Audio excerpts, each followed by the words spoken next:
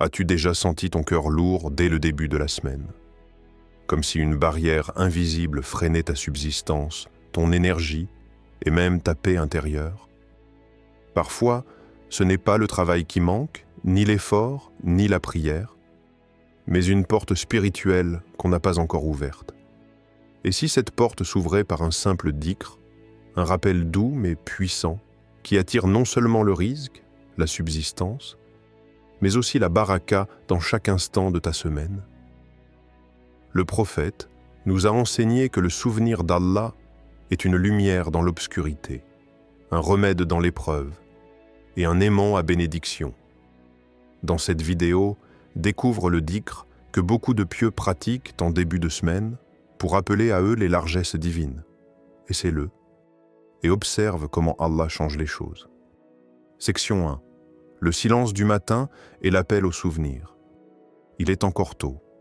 Le monde est en pause. Les rues sont vides, les oiseaux ne chantent pas encore, et même les arbres semblent retenir leur souffle. Une lumière pâle effleure l'horizon, comme si le ciel lui-même hésitait à se réveiller. Et toi, tu es là, debout ou peut-être assis, au bord de ton lit, le regard encore flou, mais l'âme déjà éveillée. Dans ce silence suspendu, quelque chose d'invisible se manifeste. Un besoin silencieux mais puissant.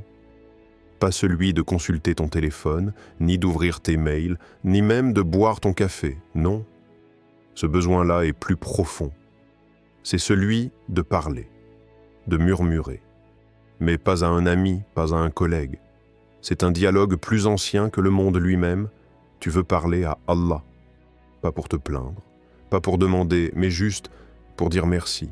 Ya Allah, je suis vivant. Tu m'as laissé ouvrir les yeux encore aujourd'hui. Je te loue avant de poser mes pieds au sol. Je t'appelle avant de parler aux autres. Je t'évoque avant de m'éparpiller dans le tumulte du jour. Et dans cette louange discrète se cache un secret immense. Le prophète Muhammad nous a confié une clé que beaucoup oublient, une clé légère sur la langue, mais lourde de sens, capable de dissoudre même les péchés aussi vastes que les océans. Celui qui dit Subhanallah wa bihamdihi 100 fois le matin, ses péchés sont effacés, même s'ils sont comme l'écume de la mer. Bukhari, Muslim. Alors imagine, toi ce matin, entre l'ombre et la lumière, tu prononces doucement ces mots, non pas mécaniquement, mais avec le cœur, avec conscience, avec une petite larme au coin de l'œil peut-être, ou juste une présence intérieure profonde. Subhanallah wa bihamdihi, Subhanallahil azim, ce ne sont pas des formules, ce sont des clés invisibles qui déverrouillent des portes que tu ne vois pas encore, des portes de paix, de provision, de clarté, parce que dans ce rappel matinal, il y a quelque chose de céleste, une vibration pure, une reliance directe entre ton âme et celui qui l'a façonnée. Dans ce souvenir, ton cœur s'apaise, tes pensées ralentissent, tes angoisses se dissipent. Un passage du Coran exprime cette vérité avec une douceur infinie. Ceux qui ont cru et dont les cœurs se tranquillisent à l'évocation d'Allah. N'est-ce point par l'évocation d'Allah que se tranquillisent les cœurs? Sourate Ar-Ra'd, verset 28. Alors pose-toi cette question sincèrement. Et si je commençais ma semaine autrement? Et si, avant d'ouvrir mon ordinateur, j'ouvrais mon cœur? Et si, au lieu de me jeter dans les tâches du lundi, je me jetais dans la miséricorde d'Allah? Et si, plutôt que de redouter cette journée, je la confiais à celui qui la détient? Subhanallah wa bihamdihi. Ces mots, dits avec sincérité, changent la densité de ta réalité. Ils t'élèvent sans que tu bouges. Ils t'allègent sans que tu comprennes. Ils purifient sans que tu t'en rendes compte. Et peut-être, dans cette première lumière du jour, ton cœur entendra un secret que seul le silence permet de recevoir. Tu n'es jamais seul, Utsi, tant que tu te souviens de lui. Section 2. L'histoire du marchand et du dhikr oublié. Il y a fort longtemps, dans un petit village entouré de montagnes sèches et de palmiers fatigués par le vent, vivait un marchand nommé Suleiman. Ce n'était pas un homme riche, ni un homme célèbre. Mais il possédait une richesse rare, une paix dans le cœur et une lumière dans les yeux. Chaque lundi, à l'heure où la brume s'accrochait encore au toit des maisons, il se levait. Avant d'enfiler sa tunique, avant de toucher son sac de marchandises, il élevait ses mains vers le ciel encore sombre et murmurait une invocation que son père lui avait transmise. « Ya Wahhab, Ya Razzaq, Ya Fatah, Iftah alayya min barakatika » Ô donateur, ô pourvoyeur, ô celui qui ouvre, ouvre sur moi tes bénédictions. C'était une habitude ancienne, une prière douce, un lien invisible entre lui et celui qui donne sans mesure. Mais un jour, ce lien fut oublié. Ce matin-là, Sulayman s'était levé en sursaut.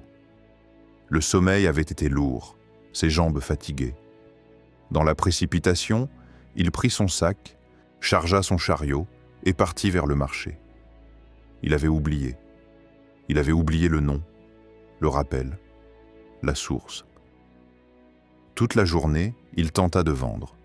Il souriait, il appelait, il baissait les prix. Mais les passants détournaient le regard. Les clients habituels semblaient distraits. Et les pièces d'argent, habituellement nombreuses, furent ce jour-là presque absentes. Lorsqu'il rentra chez lui, le soleil avait déjà baissé. Sa femme l'attendait, attentive, avec tendresse dans les yeux. Elle lui servit du pain et du lait, puis demanda doucement « As-tu récité ton dhikr du matin ?» Il resta silencieux, puis baissa les yeux, et là, il se souvint. Un frisson traversa son dos. Ce n'était pas la perte de l'argent qui l'avait blessé, non, c'était l'oubli. L'oubli de celui qui ouvrait les portes, jour après jour, sans jamais réclamer. Sulayman pleura, pas à haute voix, mais à l'intérieur. Une larme coula, témoin de son regret. Le lendemain, il se leva plus tôt encore. Le village dormait, le vent dansait dans les branches. Et dans ce silence, il reprit la vocation. Ya Wahhab, Ya Razzaq, Ya Fatah. Ce jour-là, rien d'extraordinaire n'arriva. Les ventes furent modestes, mais son cœur, lui, avait retrouvé sa clarté. Et au fil des semaines, les bénédictions revinrent, non pas en abondance soudaine, mais en douceur, en constance, en paix, parce que ce n'était pas magique, c'était divin.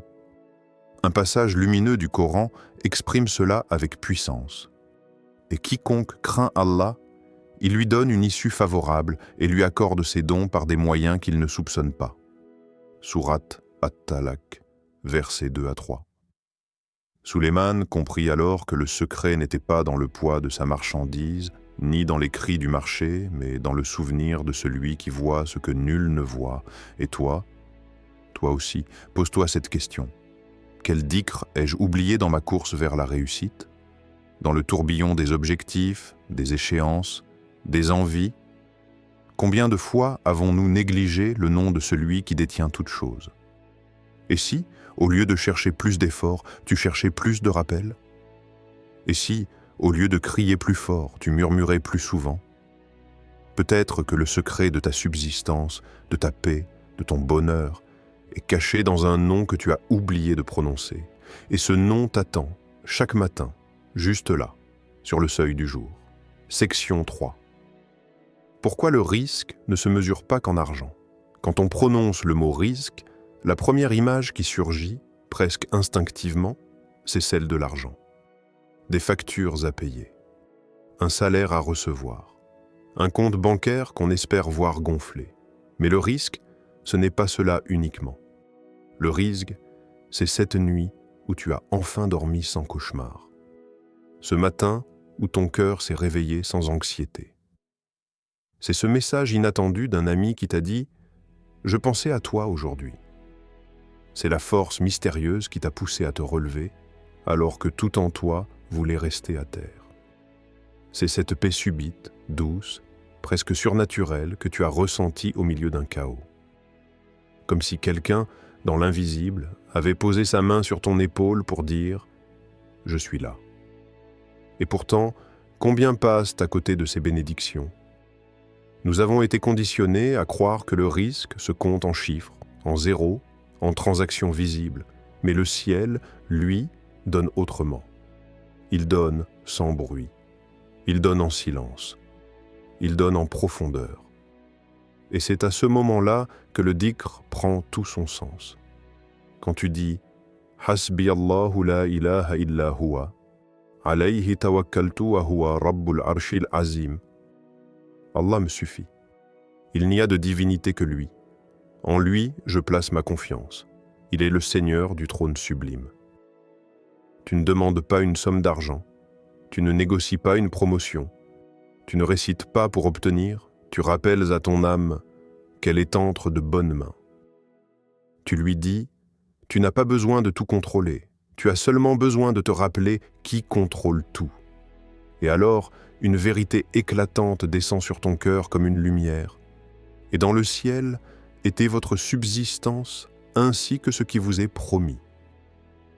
Sourate Ad-Dariyat, verset 22. Ce n'est pas la terre qui te nourrit. Ce n'est pas le travail qui te soutient. Ce n'est pas l'effort humain qui garantit ton bien. Ta subsistance, elle est écrite, scellée, décidée. Ton risque t'attend là-haut et il descendra vers toi au moment exact où Allah l'a voulu. Alors pourquoi t'inquiéter? Le lundi commence et tu sens déjà le poids de la semaine.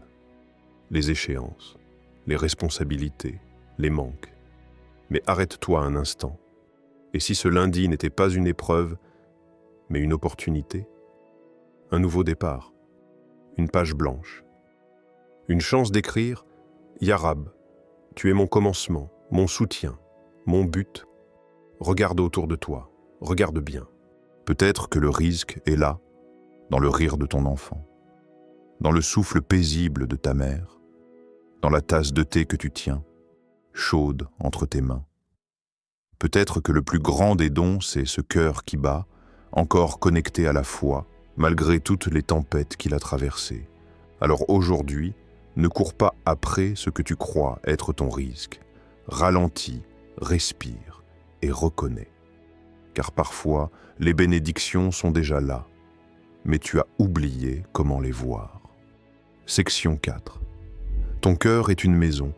Invite Allah chaque lundi, ton cœur est comme une maison.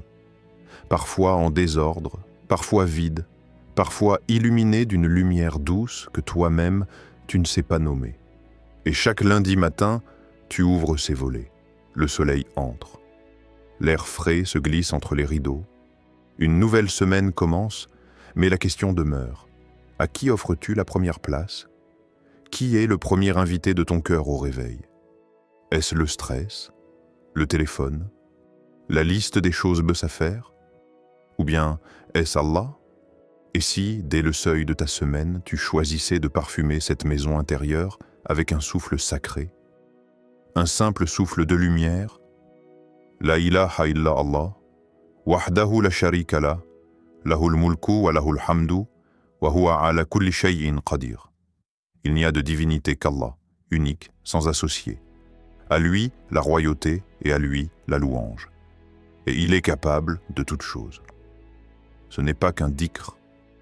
C'est comme de l'encens céleste, un parfum subtil qui chasse les ombres, qui nettoie l'air de tes pensées, qui élève les murs invisibles de ton âme vers les hauteurs de la foi. Tu ne fais pas que réciter, tu invites. Tu ouvres grand les portes de ta demeure intérieure et tu dis « Entre, Ya Allah, sois le premier à franchir ce seuil, sois mon hôte d'honneur. » Et dans cette invitation, il y a une promesse qui descend comme une pluie silencieuse. Invoquez-moi, je vous répondrai. Sourate Ghafir, verset 60. Imagine. Chaque dhikr que tu prononces est comme une lampe posée au sol, une à une, sur le chemin de ta journée. Tu ne vois pas encore les carrefours. Tu ne sais pas ce que ce lundi te réserve. Mais tu as confiance. Parce que ce n'est pas toi qui éclaires ton chemin, c'est la présence d'Allah qui marche devant toi.